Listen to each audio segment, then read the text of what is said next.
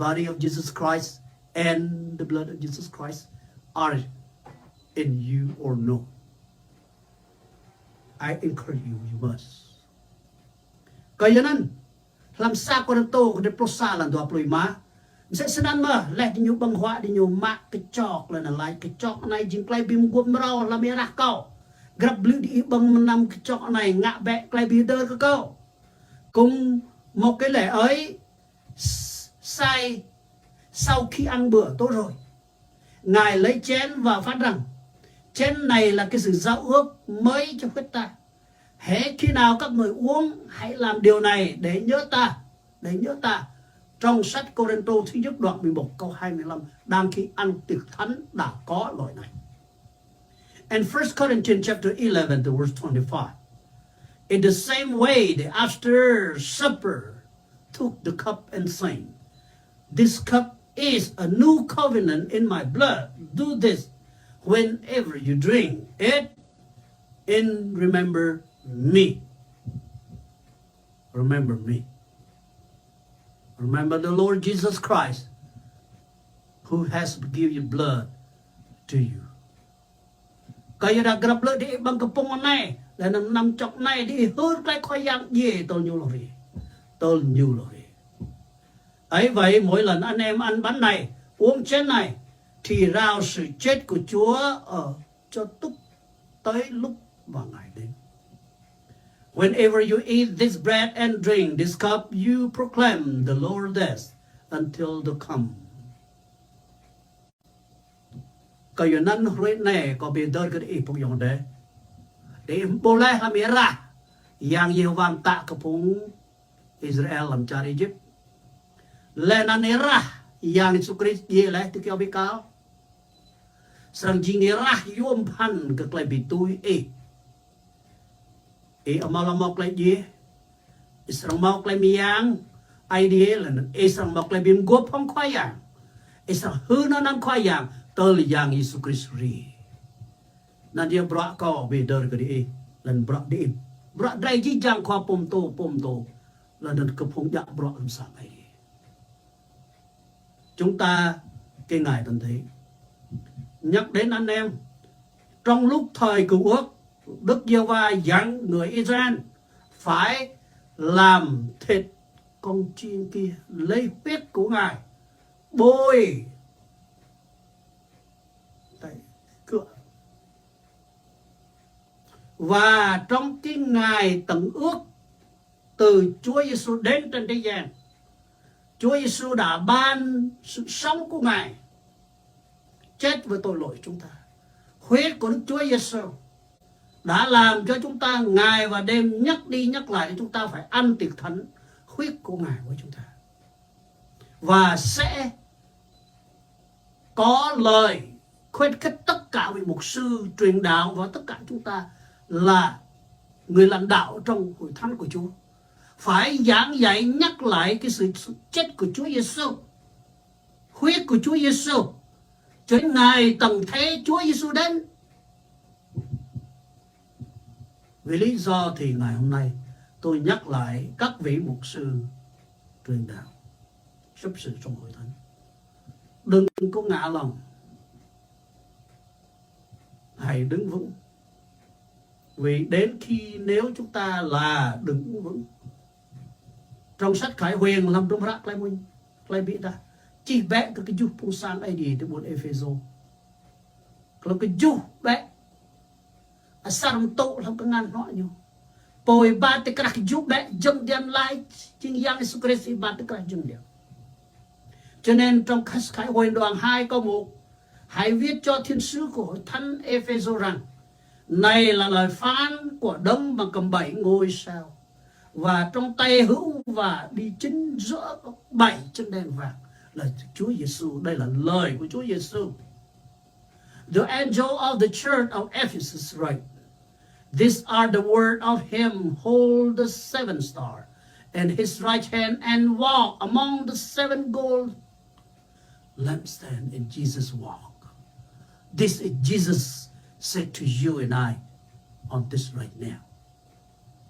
Biết đã, cái này có màu hồng đệ. lui lẹ lẹ khắp mau ta lẹ lâu cho nên là đôi bé mang độc lẹ bốc lẹ cầm hai bé lên nâng đâm lộ ngã bro ngã ta lên nâng lộ ngã bro ngã ta lẹ lâu. Như vậy cái câu 4 khách thuộc trong sách Khải Huyền đoạn 2 đó. Những điều ta trách người là người đã bỏ lòng kính mến ban đầu. Vậy hãy nhớ lại người đã sa sút từ đầu.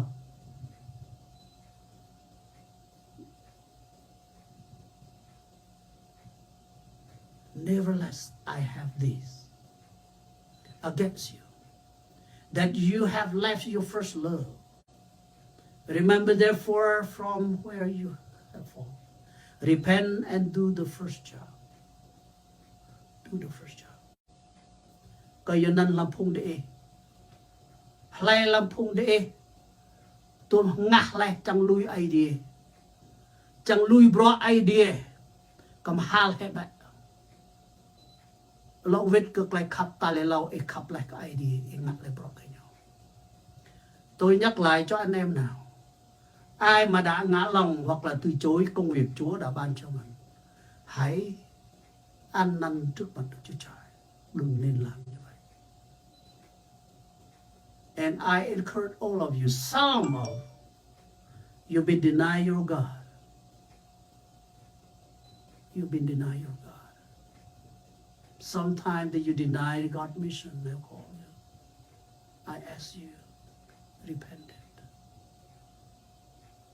So sad if you stay that way.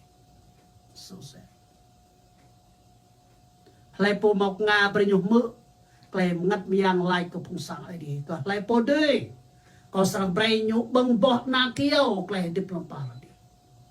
Ai có tai hãy lắng nghe Đức Thánh Linh phán cùng các hội thánh rằng kẻ nào thắng ta sẽ cho ăn trái cây sự sống ở trong paradis của Đức Chúa Trời. Whoever have ear, let them hear what the Spirit say to the church, to the one who is victorious.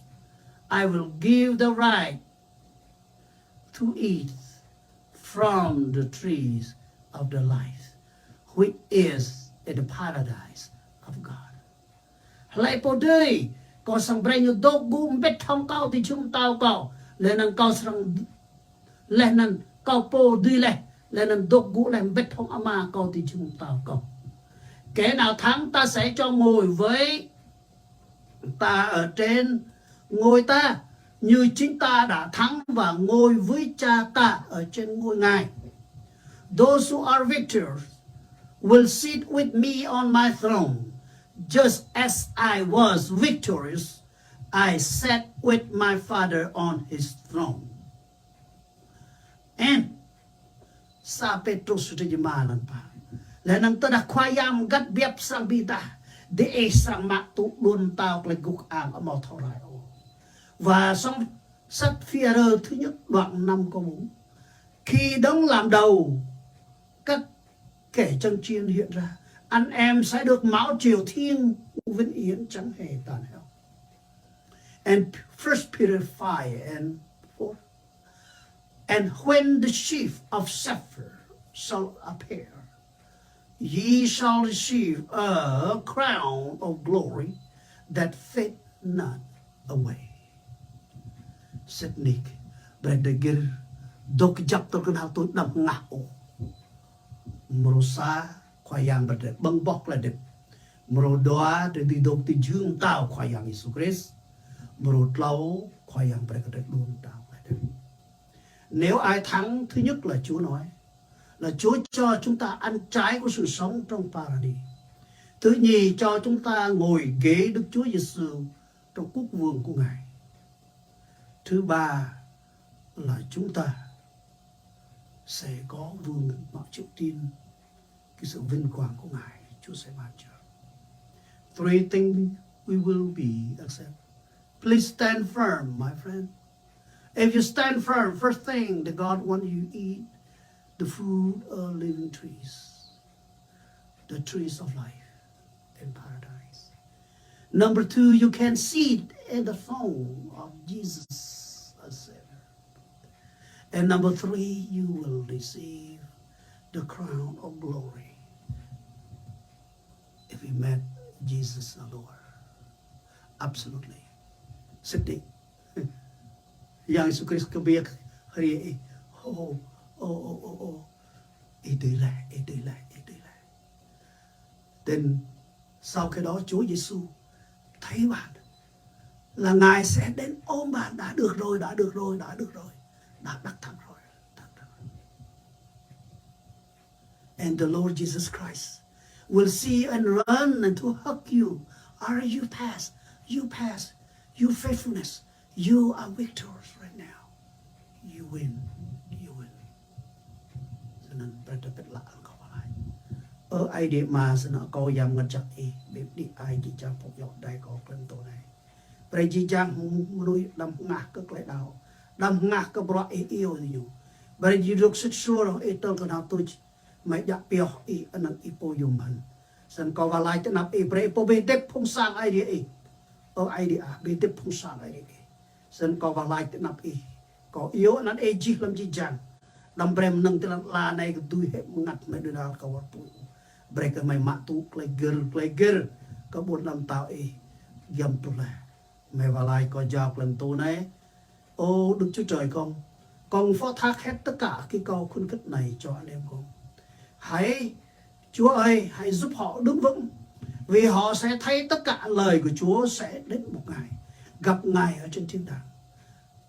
Chúng còn chút lát nữa, không có lâu nữa, là hãy đứng vững, đừng có từ chối Chúa, bỏ Chúa và bỏ các đức tin của mình. Chúa ơi, xin Chúa sẽ phấn khởi, phấn hưng tâm lòng của mọi người. Đó là con đến trước mặt Ngài để cầu nguyện. The Lord my God, before I adjourn this message, I ask you go to visit, to help those who believe in you. The Lord my God, who you has been called. Let them stand firm in faithfulness and keep it, because they are about to see you, about to see you in heaven. So repent and return to you, and you will reward for everyone. I pray for all my heart in Jesus Christ. Amen. Amen. Bre đi sang bóc lăng lên YouTube là để cứ bre bấm subscribe mà đã bấm kênh là chẳng là mau kèm tôm rau cái chi trang là để sang mắt tụ là chắc cái chi trang.